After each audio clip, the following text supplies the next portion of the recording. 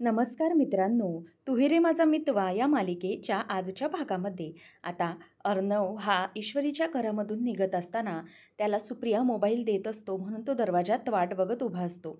त्याच वेळेला राकेश आणि ईश्वरी दोघंजणही आलेली असतात. आता अर्णव सरांची गाडी असं ईश्वरी म्हणते तेव्हा राकेशला आता पूर्ण घाम फुटतो.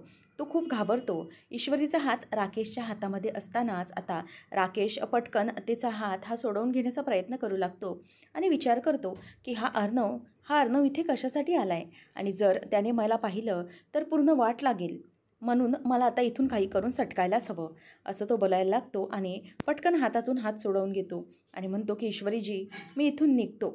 ईश्वरी ही राकेशकडे आणि अर्णवकडे बघतच राहते.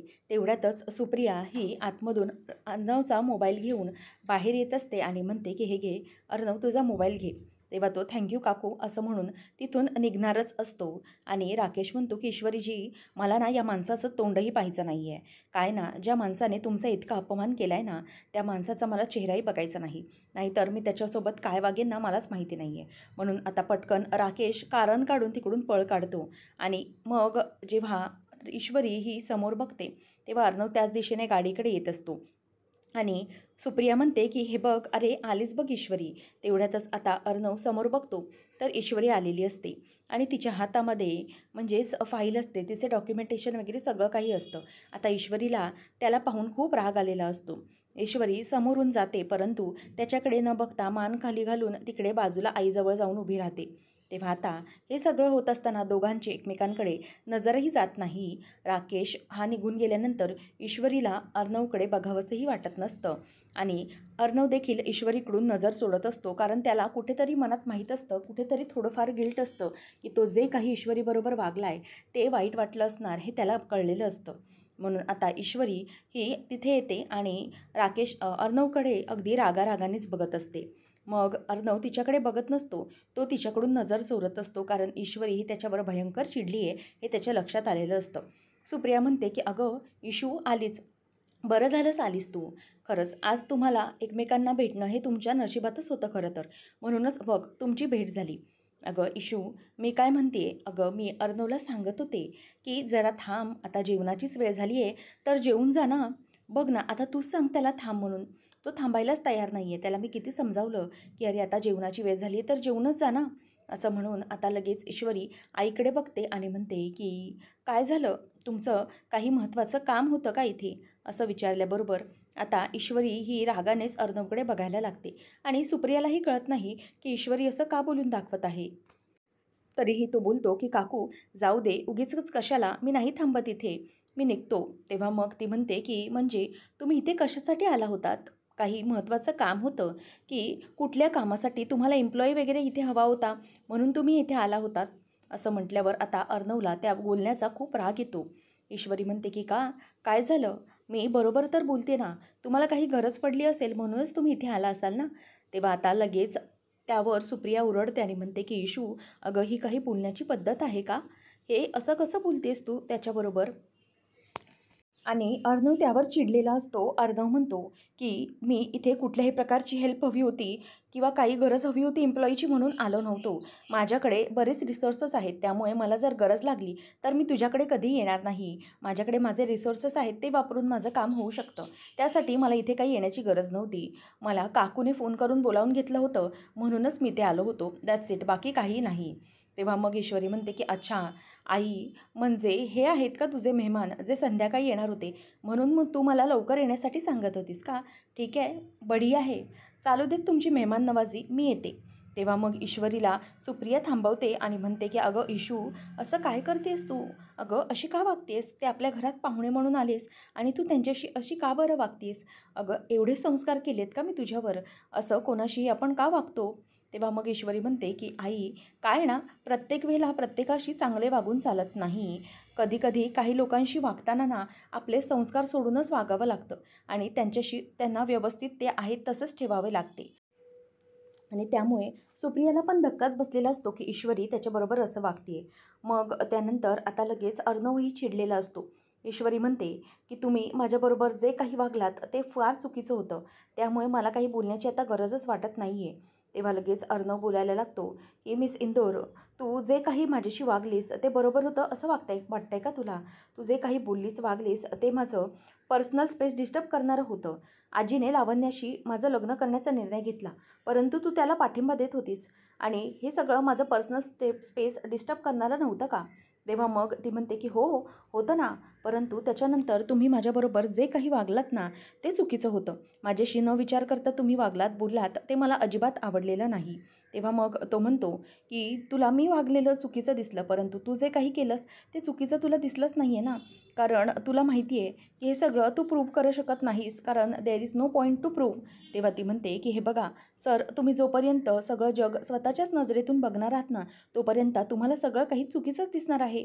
तुम्हाला असं वाटणार की तुम्हीच बरोबर आहात. त्यामुळे मला ना अशा माणसाबरोबर वादच घालायचा नाही आहे, ज्याला फक्त स्वतःचंच म्हणणं खरं वाटत असतं. कधीही दुसऱ्यांचं त्या माणसाला ऐकून घ्यायचंच नसतं. तेव्हा मग आता अर्णव म्हणतो की हे बघ मिस इंदोर, तू खूप चुकीचं बोलतेस आणि या सगळ्या बाबतीत तू खूप जनरलाइज झाली आहेस. तेव्हा ईश्वरी म्हणते की ठीक आहे, मी जनरलाइज झाली आहे, मग तुमचं काय? तुम्ही काय करताय सर? तुम्ही पण तर तेच करताय. तुम्ही कोणाशीही न वागता, न विचार करता वागता, त्याचं काय आहे? कोणाला काय वाटू शकतं याचा विचार करता का तुम्ही? तुम्हाला फक्त तुमची पडलेली असते, दुसऱ्याच्या मनाची तुम्हाला काही घेणं देणं नसतं. तेव्हा मग सुप्रिया म्हणते की अरे थांबा, तुम्ही दोघं माझं ऐकून तरी घ्या, भांडायचे थांबा. परंतु तरीही दोघंजण ऐकत नाहीत. आता अर्णव म्हणतो की हे बघ मिस इंदोर, तू चुकली आहेस आणि ते तू स्वतः मान्य केलेलं नाहीस. ईश्वरी म्हणते की हे बघा, तुम्हाला जर इतकाच राग येत असेल ना माझ्या वागण्याचा, मग कशाला बोलताय तुम्ही? मला ना तुमच्यासारख्या माणसाशी वादच घालायचा नाही आहे. संपवून टाका ना विषय. आणि इतकाच तुम्हाला जर राग येतो माझा, इतकाच त्रास होतो, तर माझं नाव डिलीट करून टाका स्वतःच्या मेंदूमधून. रागानेच अर्णव म्हणतो की येस, केलं डिलीट. केलं, तुझं नाव या मेंदूतून डिलीट केलं. आता मी तुला ओळखतही नाही. तेव्हा ईश्वरी म्हणते की हो, जा जा, मी पण तुम्हाला ओळखतच नाही. असं म्हणून दोघं आता एकमेकांच्या वाटेला निघून जातात. ईश्वरी घरी, तर अर्णव गाडीजवळ निघून गेलेला असतो आणि सुप्रिया मात्र डोक्याला हात लावून उभी असते. तर इथे आता वल्लरी मात्र आनंदात असते. वल्लरी ही अविनाशला म्हणते की बरं झालं, अगदी बरं झालं. अर्णवने जे काही ईश्वरीला कामावरून टाकण्याचा निर्णय घेतला ना, तो अगदी योग्यच केला. खूप बरं झालं. आता ईश्वरीला इथे घरात येण्यासाठी काहीही आणि कोणतंही कारण नाही. ती आता इथे येणारच नाही. त्यावेळेला अविनाश म्हणतो की हो, नसेल कोणतंही कारण, परंतु जे व्हायचं असतं ना, ते झाल्याशिवाय राहत नसतं. त्यामुळे कोणीही कुठल्या प्रकारचं जजमेंट देऊन चालत नाही. आणि म्हणूनच तूही जास्त आनंदित होऊ नकोस. जरी ईश्वरी नोकरीवरून गेली आहे, तरीही अर्णवने लावण्याबरोबर लग्न करण्याचा निर्णय घेतला नाही आहे. अर्णवने अजूनही लावण्यासोबत लग्नासाठी होकार दिला नाही आहे. त्यामुळे तू अगदी आनंदित होऊन जाऊ नकोस. तेव्हा आता ती म्हणत असते की हो, नसेल दिला होकार, परंतु जे होणार आहे ना, ते झाल्याशिवाय काही राहणार नाही. तेव्हा लगेच तो म्हणत असतो की हो हो, मी पण तुला तेच बोलतोय. जे होणार आहे ना, ते झाल्याशिवाय कधीही राहत नाही. आणि तसंही अंजलीने आजीला सांगून ठेवलेलं आहे की कितीही दिवस झाले, परंतु अर्णव डिस्टर्ब आहे म्हणून त्याच्यासमोर लावण्यासोबत लग्नाचा विषय काढायचा नाही. तेव्हा लगेच ती म्हणते की काय बहीण आहे की कोण? आपल्या भावाची काळजी नाही आहे तिला? तेव्हा लगेच मामा म्हणतो की हो, आहेच काळजी, आणि नक्कीच तुझ्यापेक्षा जास्त काळजी आहे अंजलीला तिच्या भावाची. तेव्हा ती म्हणते की तुम्ही तोंड सांभाळून बोला. तेवढ्यातच दोघांचे वाद सुरू असताना आकाश तिथे येतो आणि दोघे शांत होतात. आकाश म्हणतो की बोला ना, कशाला थांबलात? तुमचं चालू द्या, जे काही चालू होतं ते. तेव्हा दोघंजणं गप्प बसतात. आकाश म्हणतो की या घरात जे काही चाललं आहे ते न कळण्या इतपत मी काही आता लहान राहिलेलो नाही आहे. मला प्रत्येकाचं कळतं आहे कोण काय वागतं ते. फक्त वाईट याच गोष्टीचं मला वाटतं आहे की दादाचं कोणीही समजून घेऊ शकत नाही. दादाला कोणी समजून घेऊच शकत नाही आहे या घरात. असं बोलल्याबरोबर अविनाश म्हणतो की बोल ना, तुला जे काही बोलायचं आहे आकाश, ते तू बोलू शकतोस. त्यावर आता तो म्हणायला लागतो की मला माहिती आहे, दादा काही लावण्यासोबत लग्नाला होकार देणार नाही. तेव्हा ती चिडते आणि म्हणते की आकाश, मला सांग की तू अर्णव आहेस? तेव्हा तो नाही म्हणतो. मग तू लावण्य आहेस का? मग कशाला या सगळ्या बाबतीत बोलतोयस तू? तुला या सगळ्याच्या बाबतीत बोलण्याची काहीच गरज नाही आहे. तू अजून लहान आहेस, त्यामुळे या सगळ्या गोष्टींमध्ये तू पडू नकोस. आता तुला फक्त एकच गोष्ट लक्षात ठेवली पाहिजे, ते म्हणजे सात्विक फॅशन. उद्या तुझ्यावर सात्विक फॅशन सांभाळण्याची जबाबदारी आली, तर तुला ती जबाबदारी व्यवस्थित पेलता आली पाहिजे. तुला कशातही कमी पडता कामा नये. उद्यावर ती जबाबदारी आली, तर तुला त्यासाठी अगदी व्यवस्थित रेडी राहिलं पाहिजे. आलं लक्षात? त्यामुळे जा, तुझ्या कामाकडे नीट लक्ष दे. कळलंय? असं म्हणून आता ती त्याला जायला सांगते आणि तो निघून जातो. तेव्हा लगेच अविनाश म्हणतो की हे बघ, काय ना, तू जरी कितीही चुकीचं वागलीस ना तरीही सत्य बदलणार नाही आहे. आणि आकाशला तू स्वतःच्या हातातला रोबोट समजतेस का? की तू जसं म्हणशील तसंच तो वागायला. तुझं हे वागणं आहे ना वल्लरी, ते बदल. ते खूप चुकीचं आहे. कळलं? माझ्या मुलाच्या बाबतीत असं वागणं करू नकोस. तेव्हा मग ती म्हणते की तुम्ही गप्प बसा. या सगळ्यात तुम्हाला मध्ये बोलण्याची काहीच गरज नाही आहे. कळलंय? पुढे ती काही बोलायला जाणार तेवढ्यातच अविनाश तिकडून निघून जातो. आणि तो निघून गेल्यानंतर वल्लरी म्हणते की कोणाला काय करायचं असेल ते करा. कोणाला काय वागायचं असेल ते वागा.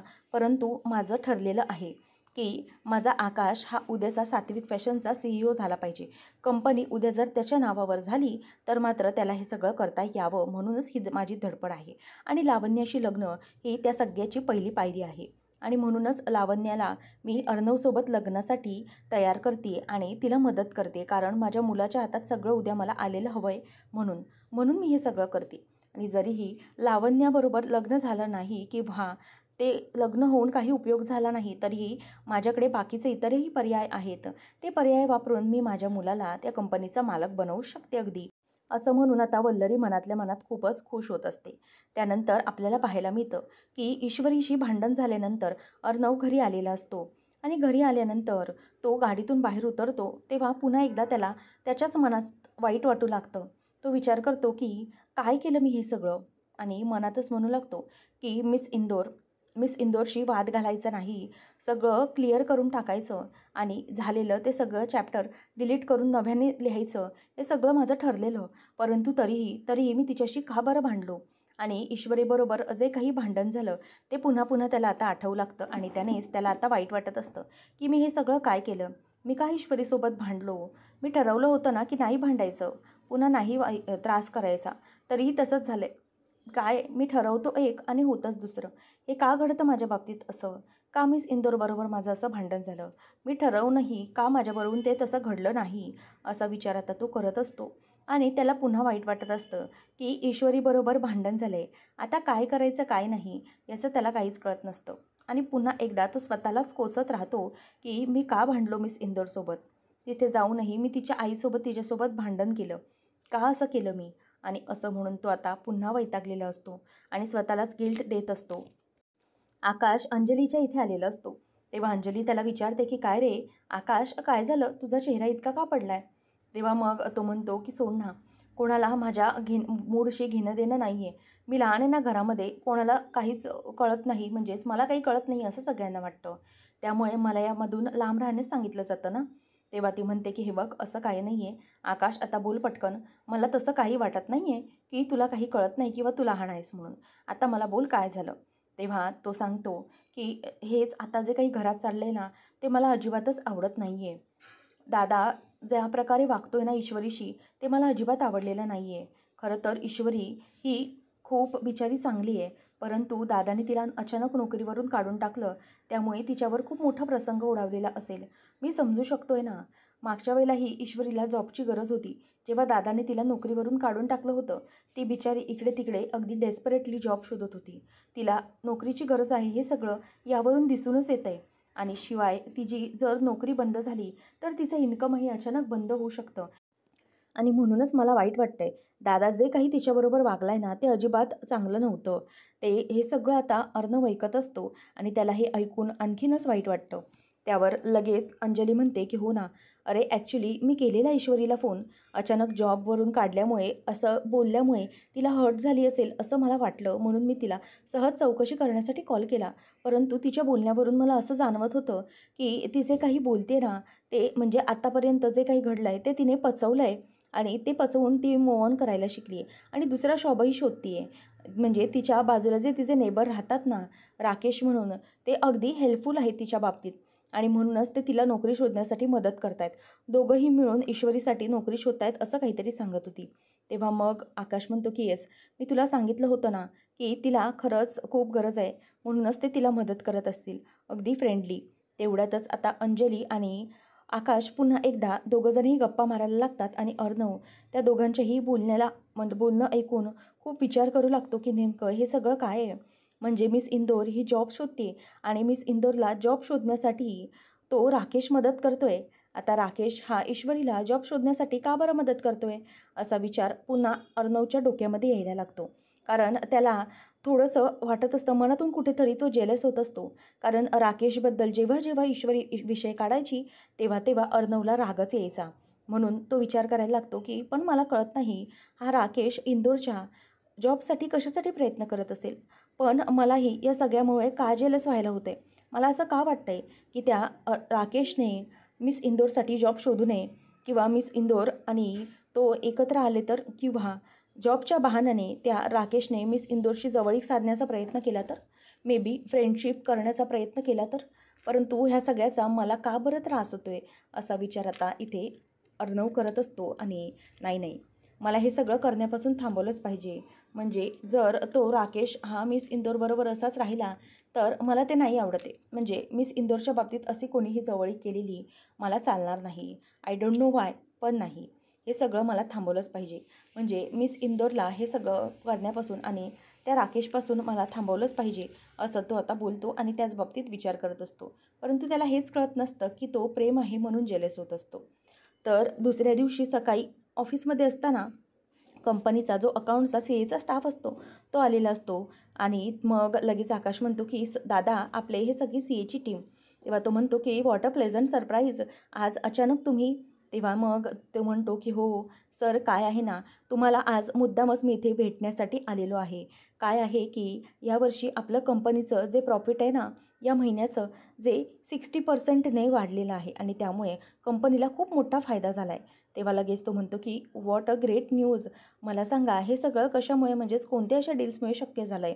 तेव्हा तो CA म्हणतो की आपल्या कंपनीला जी काही यंदा US ची डील मिळाली होती ना मोठी, त्यामुळे खूप मोठा रेव्हेन्यू जनरेट झाला आहे आणि त्यामुळेच खूप मोठा फायदा लाभला आहे कंपनीला. तेव्हा हे ऐकल्यावरती अर्णव म्हणतो की yes, what a great news. आणि तोही खूप खुश असतो. तो म्हणतो की बरं वाटलं तुम्ही येऊन भेटलात. मग ते CA म्हणायला लागतात की हो सर, आनंदाची बातमीच होती तशी, म्हणूनच मग तुम्हाला येऊन भेटून सांगितलं मी. फोनवर कळवण्यापेक्षा भेटलो मी तुम्हाला आणि मग तुम्हाला सगळं सांगितलं. तेव्हा आम्ही निघतो, असं तो अर्णवला म्हणतो आणि तो म्हणतो की येस प्लीज या, थँक्यू व्हेरी मच, आणि तुम्ही भेटायला आलात म्हणून, असं बोलून ते निघून जातात. लावण्या ही अर्णवला म्हणत असते की यार, ही एकदम ग्रेट न्यूज आहे ना, खरंच खूप आनंद झाला आहे. इतका मोठं प्रॉफिट मिळालं आहे, खरंच खूप आनंदाची गोष्ट आहे. वी हॅव टू सेलिब्रेट नाव. तेव्हा मग आता लगेच आकाश म्हणतो की का, फक्त आपणच सेलिब्रेशन का करायचं आहे. कंपनीच्या पिऊनपासून ते कंपनीच्या एंड कस्टमरपर्यंत सगळ्यांच्यामुळे हा फायदा झालेला आहे. आणि आपल्याला हे विसरता कामा नये की हा फायदा जो काही झाला आहे तो US ची डील क्रॅक झाली त्यामुळे झाला आहे, आणि जी डील ही ईश्वरीमुळे क्रॅक झाली होती. आणि त्यावर लगेच लावण्या म्हणते की डोंट फॉरगेट आकाश, त्या सगळ्याचं 60K इन्सेंटिव्ह ऑलरेडी मी ईश्वरीला दिलं होतं. तेव्हा लगेच आकाश म्हणतो की येस, ते दिलं होतं, परंतु किती काही झालं तरी हे जे सेलिब्रेशन आहे ते फक्त आपण नाही, आपल्या कंपनीने केलं पाहिजे. तेव्हा लगेच आकाश म्हणतो की बरोबर की नाही दादा. तेव्हा अर्णव म्हणतो की yes, you are right, absolutely right, मला म्हणणं पटतंय. त्यामुळे आपण एक काम करूया, आता आपण 10% इन्सेंटिव्ह हे प्रत्येकाच्या पगारामध्ये ॲड करायचे आहे, टॉप टू बॉटमपर्यंत. शिवाय कंपनीला पूर्णपणे मिठाई देखील वाटायची आहे आपण, आणि त्यामुळे अशी मिठाई ही अगदी व्यवस्थितपणे केली पाहिजे. लगेच लावण्य म्हणते की येस, मी बघते दोघांचं. तेव्हा तो म्हणतो की नो नो लावण्य, तू फक्त इन्सेंटिव्हचं बघ, 10%, आकाश मिठाईच्या बाबतीत बघेल. तेव्हा मग आकाश म्हणतो की yes, I will do it. आणि मिठाई पण तशी स्पेशलच असली पाहिजे ना दादा, की सेलिब्रेशन झालं पाहिजे. वाय नॉट इंदोरी मिठाई. तेव्हा लगेच तो म्हणतो की येस ठीक आहे, चालेल, इंदोरी मिठाई पण चालेल, काहीतरी युनिक. तेव्हा ती म्हणते की वाय, इंदोरी मिठाई कशासाठी. तेव्हा लगेच आता आकाश म्हणतो की चालेल. आणि त्यावर लगेच ती म्हणते की इंदोरी मिठाई कशासाठी. तेव्हा तो म्हणतो की लावण्या, मी तुला फक्त इन्सेंटिव्हचं बघायला सांगितलंय, तेच बघ ना तू. आणि अर्णवला कळतं की ईश्वरीच्याबद्दल इंदोरीचं मिठाईचं विचारू शकतो, म्हणून ती इतकी डेस्परेट झाली. तेव्हा मग तो म्हणतो की तू एक काम कर, तू अकाउंट डिपार्टमेंटमध्ये बोलून घे, आणि लावण्याला तो तिकडून बाजूला पाठवून देतो. तर इकडे आता दादा म्हणजेच संजय बोलत असतो की हे सगळं जयू, तुला मला सांगायला काय झालं, तुझ्यावर जर कर्ज होतं ते तू मला अगोदरच सांगायचं होतंस ना. मी तिकडून जेव्हा आलो असतो तेव्हा येता येताच काहीतरी इंदोरवरून इंतजाम केला असता. तेव्हा ती म्हणते की दादा, अरे तसं नाही रे, मला माहीत होतं की तुला हे सगळं कळलं तर तू कर्जाचं वगैरे बघणार, म्हणूनच हे सगळं करायचं नव्हतं. नको काळजी करू, आता थोडंच कर्ज राहिलं होतं, 2.5 लाखांचंच राहिलं आहे, आता ते लवकरात लवकर उरकेल. नमो आणि मी साड्यांचे एक्झिबिशन करून भरपूर इन्सेंटिव्ह घेत आहोत, आणि कमाई करत आहोत, त्यामुळे काळजी करू नकोस. शिवाय ईश्वरी पण आहेच. तेव्हा ईश्वरी येते आणि म्हणते की हो बाबा, नका काळजी करू, मी पण आता राकेशजींबरोबर जॉब शोधण्यासाठी चाललेलेच आहे. काय ना, आजचं जॉबचं काम होऊनच जाईल असं मला वाटतंय आणि आज तर मी एकदम जॉब पक्का झाल्याची कन्फर्म न्यूजच घेऊन येते, असं ती आनंदाने बोलते. तेव्हा सगळेजण हसायला लागतात. त्याबरोबर आता लगेच संजय म्हणायला लागतो की ठीक आहे ईश्वरी बेटा, ऑल द बेस्ट. आणि मग ती म्हणते की हो बाबा, मी निघतेच आता. आणि तरीही मग संजय म्हणतो की हे बघ जयू, अगं तू सांगितलं पाहिजे होतंस ना मला. जर इतकंच पैशांची गरज होती तर आपण काहीतरी केलं असतं. मी कोणाशी तरी बोललो असतो ना पैशांच्या बाबतीत. तू उगीचच कशाला या गोष्टीमध्ये विचार करत राहिलीस आणि त्रासात राहिलीस.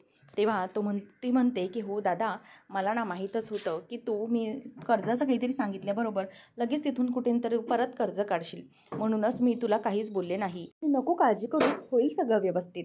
त्यानंतर आता इथे अर्णवने सांगितल्याप्रमाणे आकाश हा ईश्वरीला फोन करायला बघत असतो आणि म्हणूनच तो विचार करतो की मुद्दामना मी फोन स्पीकरलाच टाकतो, म्हणजे तिचं बोलणं याला ऐकू येईल.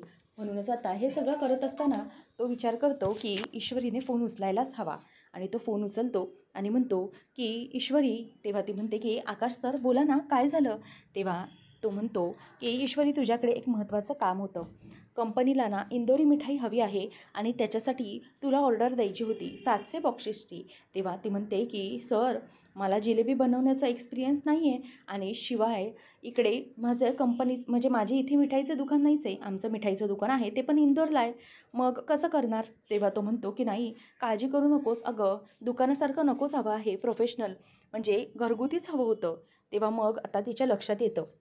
तेव्हा ती म्हणते की हे बघा आकाश सर, ही ऑर्डर मी घेऊ शकत नाही, सॉरी. मला माहिती आहे अर्णव सर हे तुमच्या खांद्यावर ठेवून बंदूक चालवत आहेत, परंतु अर्णव सरांचं आता कोणतंही काम मला करायचंच नाही आहे. तुम्ही सांगा अर्णव सरांना की नाही, मी ऑर्डर घेऊ शकत नाही, कारण आतापर्यंत जे काही केलं आहे ते पुरे आहे, म्हणून मला आता पुन्हा त्या सगळ्या गोष्टी नको आहेत. त्यामुळे आता अर्णव सरांना सरळ सांगा की मी त्यांचं कोणतंही काम करू शकत नाही. आता ईश्वरीला तो म्हणतो की अगं प्लीज ऐक तरी, निदान ऐकून तरी घे.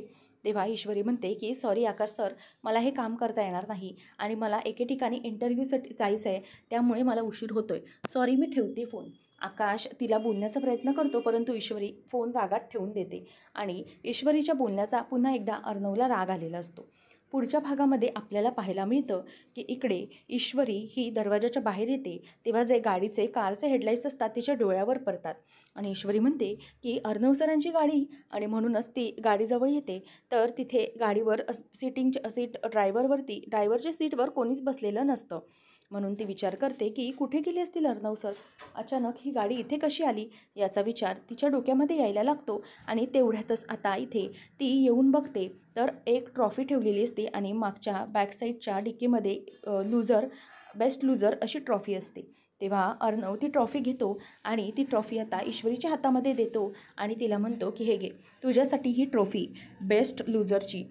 कारण कुठलंही काम करण्याच्या अगोदर त्याच्यात तू अगोदरच हार मानून घेतलीस ना, तू तुझं टार्गेट कंप्लीट करू शकत नाही, तू तुझं काम पूर्ण करू शकत नाही, त्याच्यासाठीच तुझी ही ट्रॉफी बेस्ट लूजरची. असं म्हटल्यावर आता अर्णव तिकडून निघून चाललेला असतो आणि त्याचबरोबर ईश्वरी त्याचा हात धरते आणि म्हणते की 1 मिनिट सर, असं कोणतंही काम नाही आहे जी ही ईश्वरी पूर्ण करू शकत नाही. त्यामुळे आता ही जी ट्रॉफी आहे ना, ही तुमच्याजवळ ठेवा. याच्यावरचं जे बेस्ट लूजरचं टॅग आहे ती काढते आणि त्यावर ती लिहिते की बेस्ट विनर हे टॅग त्याच्यावर लावा. आता मी माझी ऑर्डर कंप्लीट करणारच. जोपर्यंत मी मिठाई बनवणार नाही आणि तुम्हाला देणार नाही तोपर्यंत तुम्ही ट्रॉफी मला देऊ नका. असं म्हणून आता ईश्वरीने ते चॅलेंज एक्सेप्ट केलेलं असतं आणि अर्णव आता ईश्वरीकडे बघतच राहिलेला असतो आणि ईश्वरी तिथून त्याला चॅलेंज देऊन निघून जाते. आणि नंतर अर्णव हा तिच्याकडे बघतच राहतो की ही आहे मिस इंदोर, बेस्ट विनर. असं म्हणून आता तिकडून ती गेल्यावर तो गालातल्या गालात हसत असतो. अशाच मालिकांचे अपडेट्स जाणून घेण्यासाठी आजच आपल्या चॅनलला सबस्क्राईब नक्कीच करा. धन्यवाद.